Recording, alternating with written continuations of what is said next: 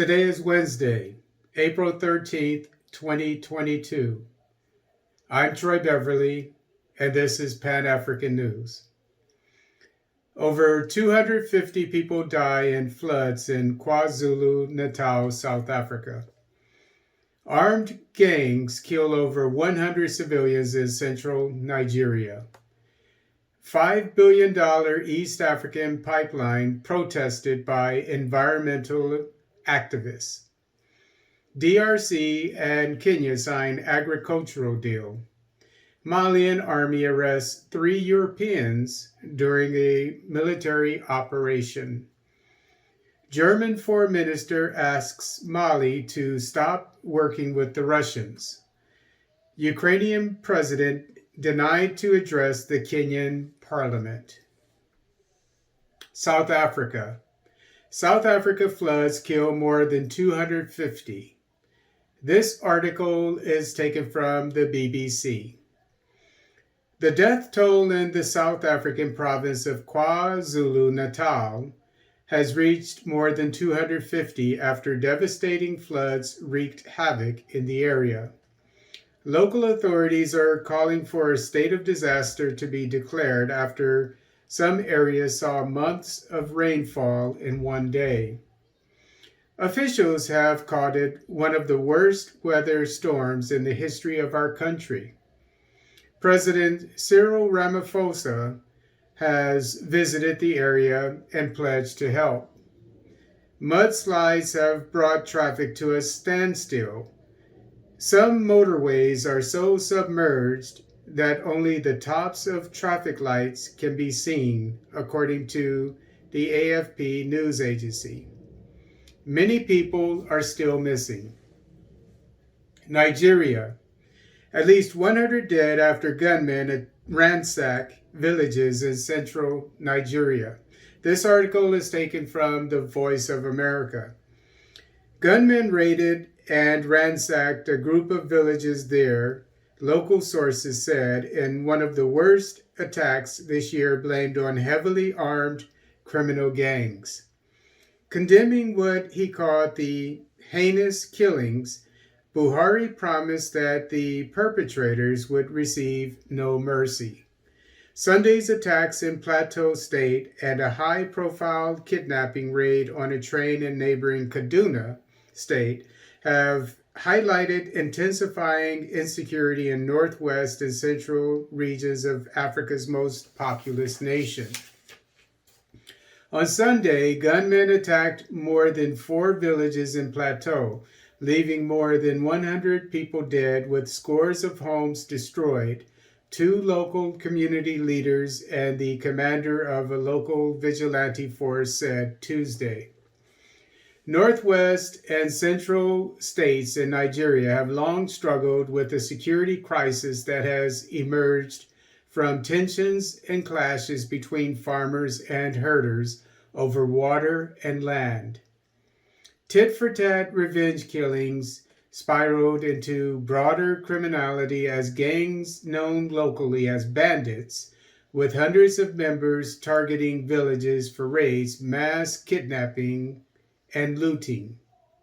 Despite a military campaign to flush them out of their forest hideouts, attacks by bandit gangs have intensified. East Africa. East African oil pipeline hits the headwinds. This article is taken from Voice of America. Climate activists are urging more banks and insurers not to back the controversial $5 billion East African crude oil pipeline that is primed to transport oil from the Hoima oil fields in Uganda to the Tanzanian coastal city of Tanga. Influential climate activists Vanessa Nakate and Hilda Nakabuye have lent their support to opponents of the pipeline, citing the need for Africa to stay away from fossil fuels. The unrelenting pressure mounted by environmental groups under the banner Stop EACOP has led to a growing list of banks and insurers quitting the oil pipeline project. Just this week, the project suffered another major setback after insurer Allianz Group pulled out of the project.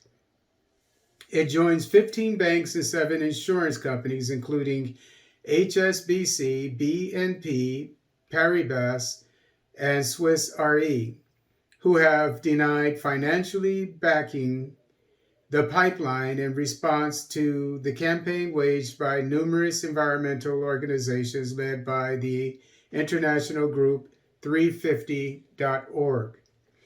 The 897-mile, 1,443-kilometer oil pipeline is billed as the longest heated pipeline in the world.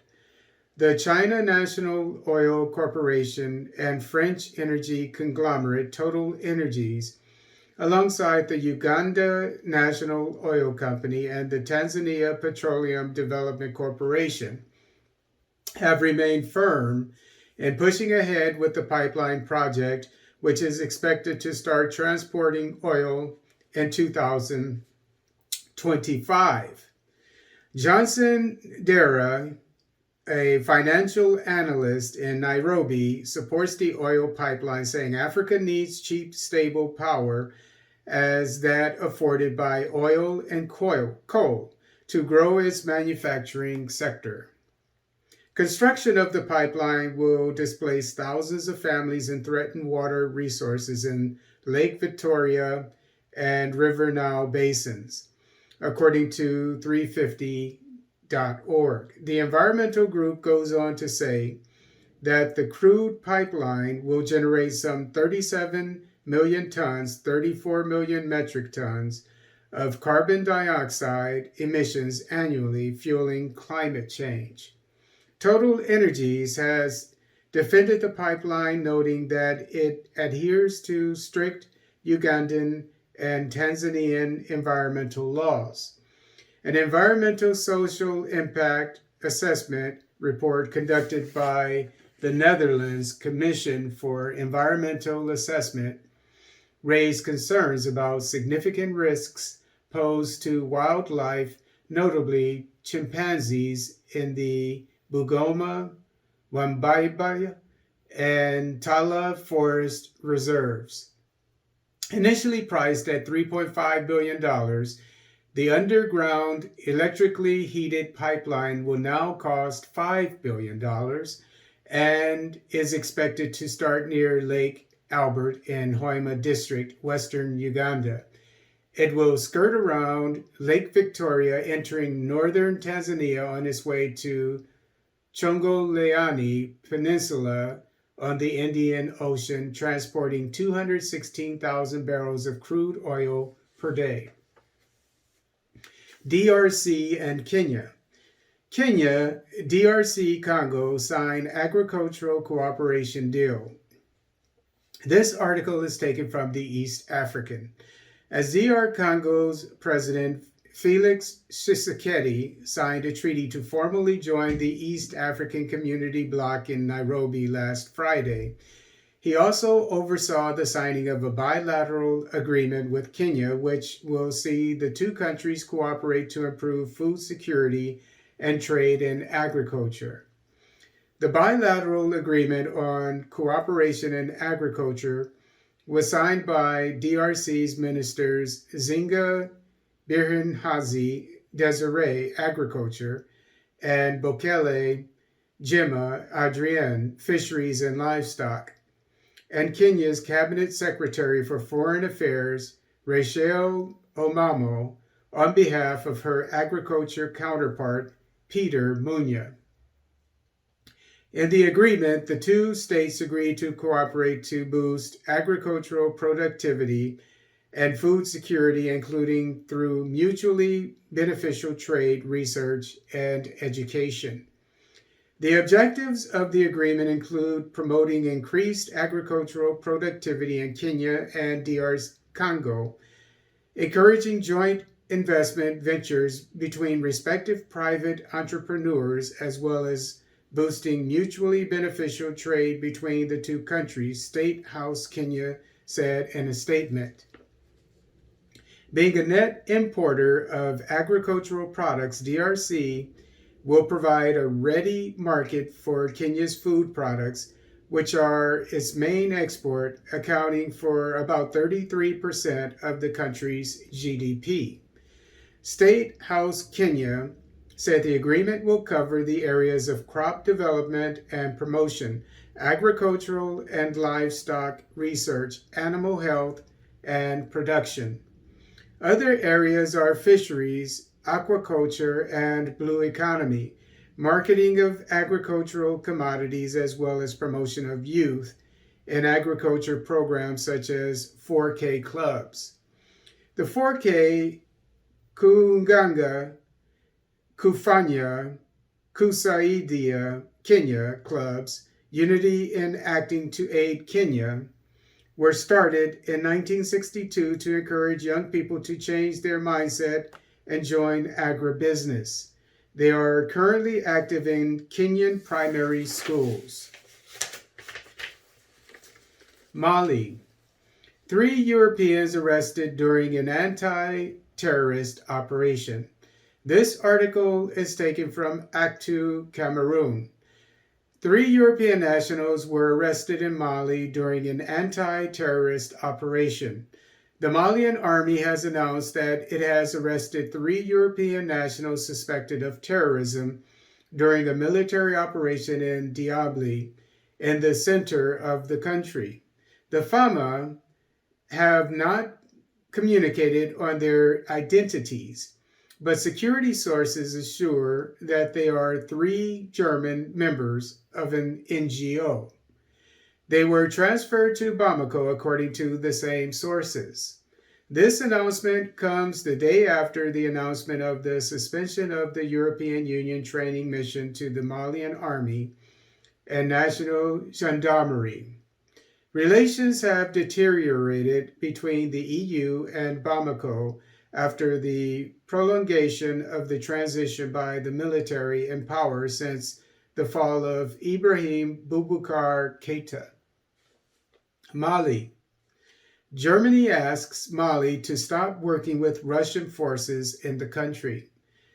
This article is taken from Actu Cameroon. German Foreign Minister Annalena Baerbock has urged Mali to stop working with Russian military paratroopers to reactivate the African Union formation suspended earlier. The EU indicated on Monday that it was suspending its military training mission in the Sahelian country because there would be a lack of guarantees from the Malian authorities that Russian elements, whom the Westerners claim to be members of Wagner, would not interfere in the works. Kenya. Nairobi declines Ukraine's plea to address Kenyan parliament. This article is taken from the East African. Kenya has declined a request from Ukraine to address parliament as Nairobi officials fear being dragged into a conflict with the potential to hurt its bilateral ties with both Kyiv and Moscow. The details emerged on Monday as Kenyan diplomats in Nairobi urged they have been doing enough early through the UN Security Council. Ukraine, which has been defending its territory against Russia's invasion, made the request to address the Kenyan bicameral House in February when Moscow launched what it called a military operation in that country. But a well-placed source indicated the request was not honored, with Kenya's Ministry of Foreign Affairs remaining mum despite repeated follow-ups and reminders. While Nairobi has used its non-permanent seat on the Security Council to either condemn the invasion or abstain from decisions of both the General Assembly and the Council, it is yet to grant 2 wishes critical to Kyiv: a top-level meeting involving foreign ministers and the speech to Parliament. On Friday, Nairobi abstained from a UN General Assembly vote that proposed suspending Russia from the UN Human Rights Council. The vote eventually passed, but Kenya, South Africa, Egypt, and Nigeria were some of the African countries that abstained.